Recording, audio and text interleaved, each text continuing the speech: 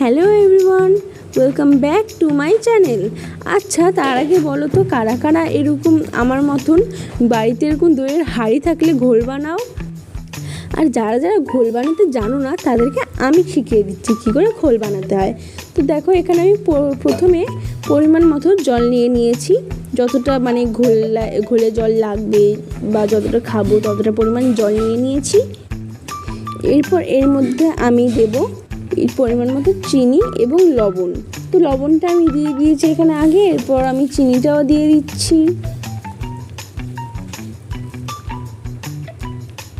তো এরপর যেহেতু এখানে বেশি একটা দই নেই, তাই আমি এক্সট্রা করে একটু আমুলের দইটা দিয়ে দিচ্ছি। দেখো, আমি এক হাতে চিপতে পারছি না, কষ্ট হচ্ছে, তাই আমি একটু ক্যামেরাটা অফ করে নিয়ে এটার মধ্যে দিয়ে দিচ্ছি দইটা। তো আমি এইখানে প্রায় 100 গ্রামের মতন দই দিয়েছি। এরপর আমি এটাকে ভালো করে মিক্স করে নিচ্ছি। এরকম মানে এইটার মধ্যে যে দইগুলো ছিল সেগুলো এটাকে কিন্তু ভালো করে মিক্স করতে হবে, নয়তো কিন্তু ভালো লাগবে না খেতে। আবার চামচ দিয়ে কিন্তু বেশি জোরে তোমরা করো না, নয়তো এটার বালিগুলো উঠে আসবে।